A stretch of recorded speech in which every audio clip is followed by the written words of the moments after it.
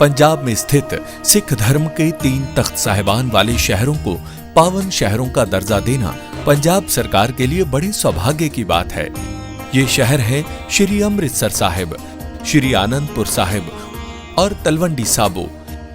ਇਹ ਤਿੰਨੋਂ ਤਖਤਾਂ ਦੇ ਸ਼ਹਿਰਾਂ ਨੂੰ ਪੰਜਾਬ ਦੇ ਅਧਿਕਾਰਤ ਪਵਿੱਤਰ ਸ਼ਹਿਰ ਵਜੋਂ ਐਲਾਨ ਕਰਨ ਦਾ ਫੈਸਲਾ ਕੀਤਾ।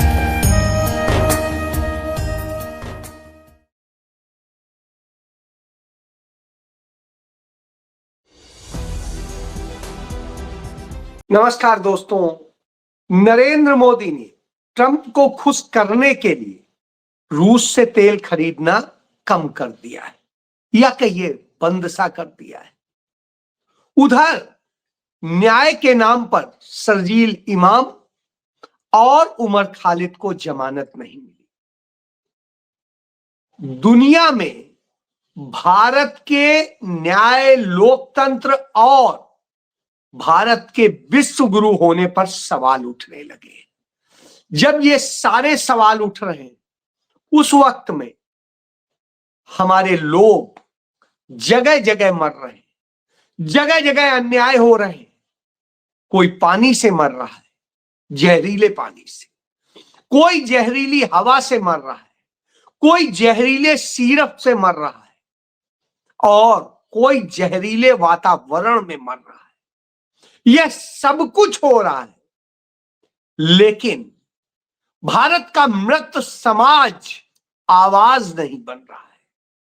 वो चुप्पी साधे हुए है, वैसे ही जैसे नरेंद्र मोदी चुप्पी साधे हैं। जी हां, आज ये सब कुछ मैं इसलिए कह रहा हूं कि हम आप सब 1 दशक से अधिक समय हो गया यह सुनते आ रहे हैं लगातार कि नरेंद्र मोदी तो विश्व गुरु बन गए, नरेंद्र मोदी ने ये कर दिया, नरेंद्र मोदी ने वो कर दिया।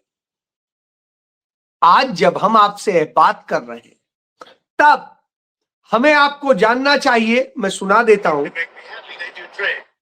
I really do believe that what he did with India is the chief reason India is now buying substantially less Russian oil. So I hope we pass this bill soon. And after this, they wanted to make me happy, basically. He wanted. Modi's a very good man. yes, He's a good guy. He knew I was happy, and it was important to make me happy. They do trade, and we can raise tariffs on them very quickly, and they'd be people are very afraid of against that. मतलब आप समझ लीजिए कि इतनी बेशर्मी के साथ में डोनाल्ड ट्रंप कह रहा है कि नरेंद्र मोदी यह जानता है कि मैं उससे नाखुश हूं और इसलिए वो मुझे खुश करने के लिए उसने रूस से तेल खरीदना कम कर दिया है या बंद कर दिया है। वो मुझे खुश करना चाहता है क्योंकि मैंने टैरिफ का उसको झटका दिया है। और जिस तरीके से वो बताता है, इससे लगता है क्या भारत एक संप्रभु राष्ट्र है या सिर्फ संविधान में लिखा भर है। जी हां, आज ये संविधान पे सवाल खड़े हो गए। उस संविधान पे, जिस संविधान के बूते नरेंद्र मोदी भी सत्ता में है, हम आपको भी अधिकार मिलते हैं, इस देश की अदालतों को अधिकार मिलते हैं, इस देश की संसद को अधिकार मिलते हैं, इस देश के हर व्यक्ति को अधिकार मिलते हैं। ये अधिकार इसलिए मिलते हैं कि भारत का सम्मान बढ़ाया जाए, भारत को मजबूत किया जाए और भारत में हर आवाज मुखर हो सके, सच बोल भी सके, सुन भी सके। जी हां, ये सारी बातें होती और जब ये सारी बातें होती हैं तब जवाब नहीं होता है। आज जब हम आपसे बात कर रहे हैं तो हमें याद आता है, देश आजाद हुआ था नया नया, पंडित जवाहरलाल नेहरू प्रधानमंत्री थे, तमाम देशों से रिश्ते बनाने का दौर था। भारत के पास कुछ नहीं था, गरीब गुरबा देश था, मरा हुआ देश था, जहां पर महामारियों से लोग मर जाते थे, कहीं किसी चीज से मर जाते थे, भूख से मर जाते थे, और ये सब होता था।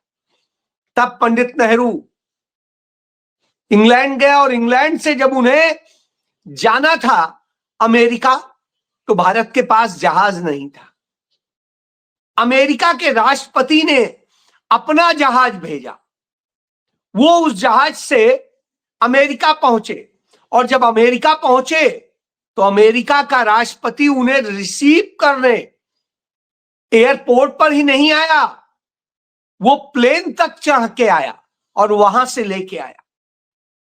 जब वो न्यूयॉर्क की सड़कों पर निकले तो दोनों तरफ भीड़ खड़ी थी और फूल बरसा रही थी। वो कोई हिंदुस्तानियों की जमाई हुई वह भीड़ नहीं थी जो रो के दिखाती, अरे मेरे तो भगवान आ गए, मैंने तो छू लिया, मैंने तो ये कर लिया। वो नेहरू थे, वो नेहरू थे।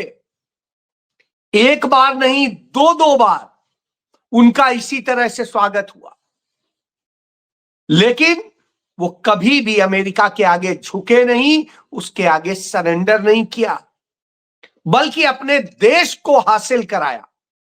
उधर आप देखिए, पंडित नेहरू जब जाते हैं सऊदी अरेबिया, तो वहां के शेख उनसे कहते हैं, आप खुद नमाज के लिए पढ़ा दीजिए।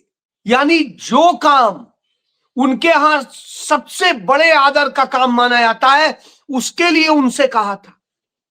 पंडित नेहरू वह शख्स थे, जब जापान पहुंचे तो जापान के लाखों लोग सड़क पर खड़े होकर के उनका स्वागत कर रहे थे। जापान के लोग, कोई हिंदुस्तानी आयोजित, तब अडानी अंबानी नहीं थे कि कोई इवेंट प्लान करते।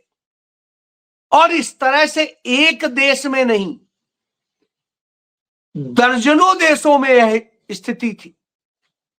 आज भारत के प्रधानमंत्री को नहीं, भारत को जलील किया जा रहा है उस प्रधानमंत्री के कारण, और हमें वह जलालत देखनी पड़ रही है।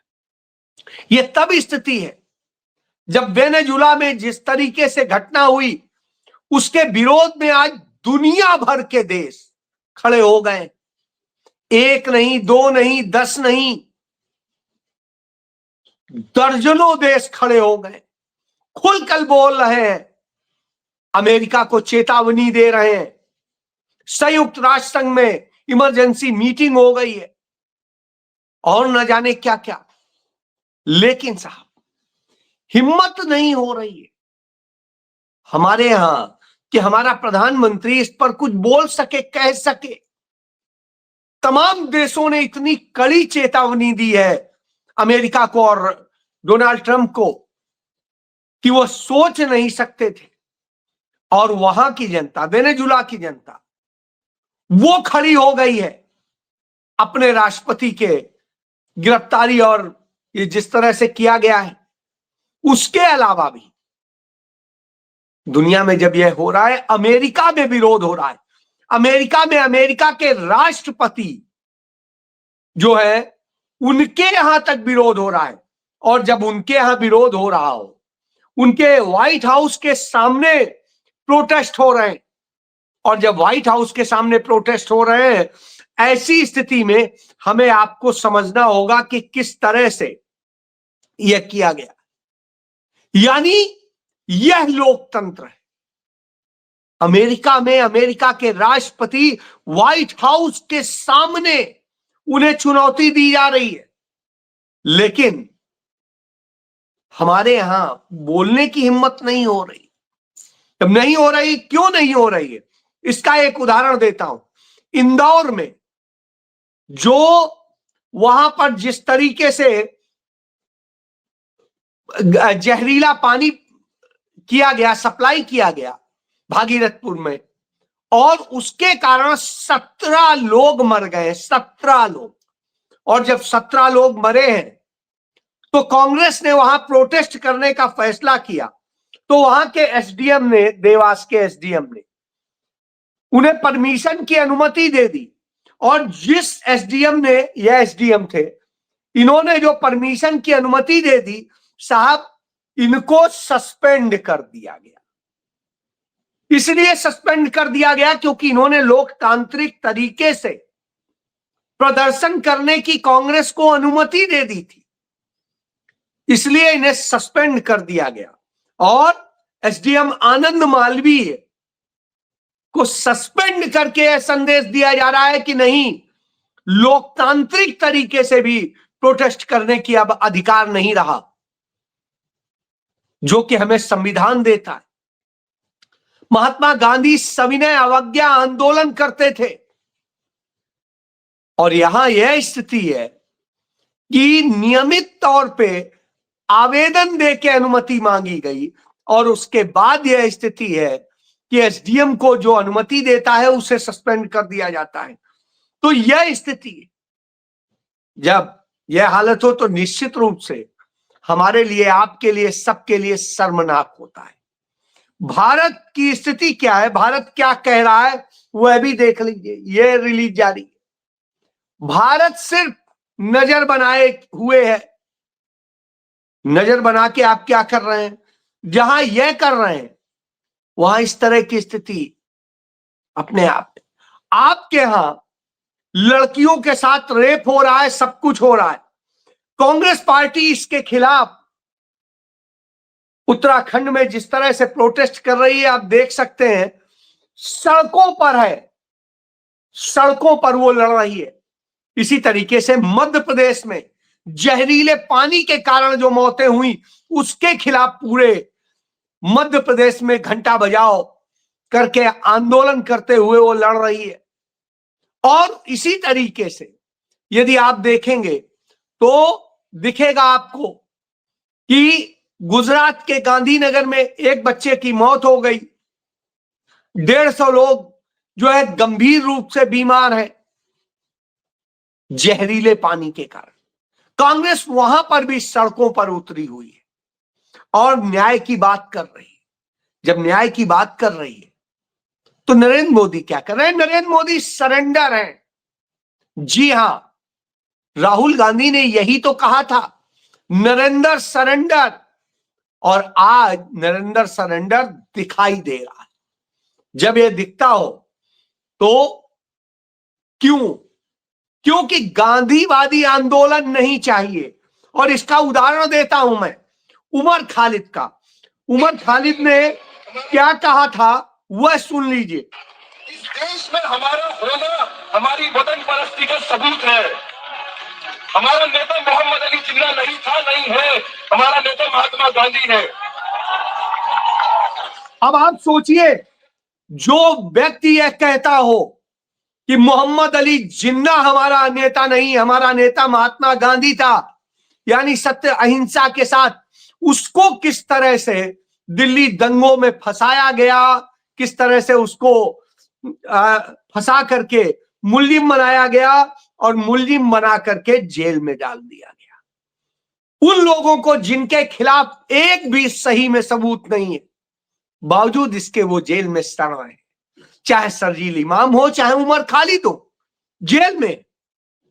उनके 5 साथियों को जमानत मिली है, गुलफिसा फातिमा को, मीरान हैदर को, सिफाउर रहमान को और मोहम्मद सलीम खान को और सादात अहमद को। लेकिन इन दोनों को जमानत नहीं दी गई। क्यों? पहली बार यह हो रहा है। सुप्रीम कोर्ट यह भी कह रहा है कि 1 साल तक वो जमानत की अर्जी भी नहीं दाखिल कर सकेंगे। साहब, सुनवाई भी नहीं हो रही है, कुछ नहीं हो रहा है। और उसके बाद ये वही उमर खालिद है जिनके लिए जोहरान ममदानी ने, जो न्यूयॉर्क के मेयर बने हैं, पहली बार कोई एशियन मेयर बना है, कोई मुस्लिम मेयर बना है और कोई हिंदुस्तानी मूल का व्यक्ति मेयर बना है। ऐसी स्थिति में निश्चित रूप से उसने चिट्ठी लिख करके अपनी चिंता जताई थी। आज देखने को मिल रहा है कि भारत के अंदर न्याय तो है ही नहीं, संविधान भी गायब है और आत्मसम्मान भी गायब है। भारत के सम्मान से खिलवाड़ हो रहा है। तब आप किस न्याय की बात करेंगे? बेटियां सुरक्षित नहीं है, हवा पानी जहरीला हो चुका है और आपके पास मौत के सिवा कोई रास्ता नहीं है।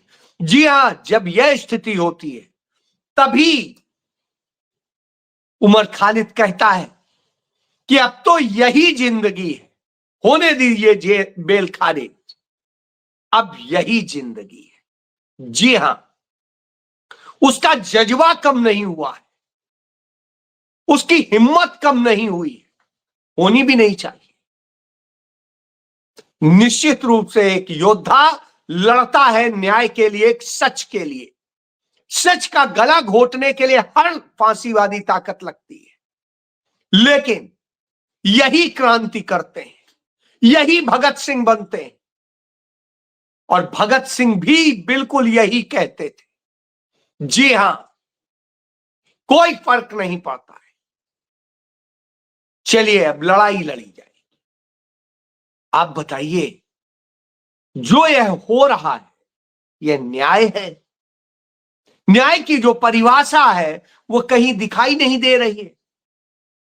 सत्ता के अनुसार जब चलती है उस वक्त हम सबको राहुल गांधी की वह बात याद आती है जो इंदिरा भवन के उद्घाटन के मौके पर उन्होंने कांग्रेस नेताओं को संबोधित करते हुए कही थी कि अब लड़ाई सिर्फ बीजेपी आरएसएस से नहीं, अब इंडिया स्टेट से भी है, क्योंकि इंडिया स्टेट पर कब्जा कर लिया है बीजेपी आरएसएस के लोगों ने। चाहे जो संस्थाएं हो, हर संस्था पर, हर संवैधानिक संस्था पर कब्जा कर लिया है, हर शिक्षण संस्थान पर कब्जा कर लिया है बीजेपी आरएसएस ने। और जब यह कब्जा कर लिए हो तो आप किससे न्याय मांगने आ गए? तब तो नेहा सिंह राठौर मुल्जिम बनी ही नजर आएंगी, क्योंकि वो एक सच्चे सवाल पूछ देती है उस सरकार से जो सरकार हर सवाल से डरती है, हर बात से डरती है। तभी शायद उन्हें हजरतगंज कोतवाली में ले जाया गया, वहां बंद करने की स्थिति आई। अंततः उन्हें छोड़ना पड़ा क्योंकि सुप्रीम कोर्ट ने एक निर्देश दिया था कि वो इन्वेस्टिगेशन ज्वाइन करें, उन्होंने ज्वाइन कर ली।